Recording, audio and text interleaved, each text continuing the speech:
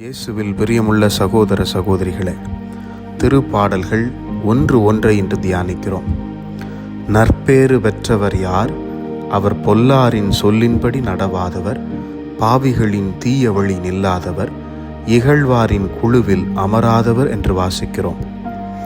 பேறு பெற்ற நிலையை அடைவதே இந்த வாழ்க்கையில் கடவுள் நம்மை படைத்ததன் இலக்கு.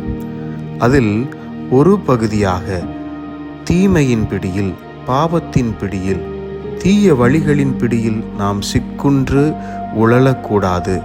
அதை தவிர்த்தலே பேறு பெற்ற நிலை என்று இந்த திருப்பாடலில் முதல் வரியிலேயே திருப்பாடல் ஆசிரியர் நமக்கு தெளிவுபடுத்துகிறார்.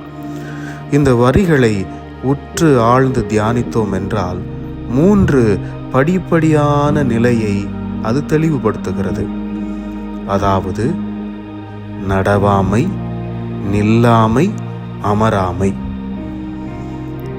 நடத்தல் என்பது பொல்லாருக்கு, தீமையின் பிடியில் இருப்போருக்கு செவி கொடுக்க ஆரம்பிக்கும் நிலையை குறிக்கிறது.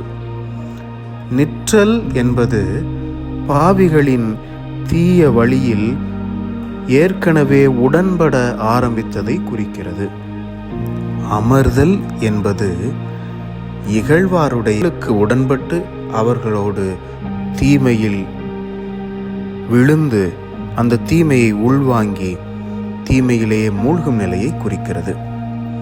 எனவே இந்த 3 நிலைகளில் படிப்படியாக நாம் பாவத்தின் பிடியில், தீமையில் பிடியில் சிக்குற இந்த வாழ்க்கையில் பல வாய்ப்புகள் நம் முன்னே இருக்கின்றன.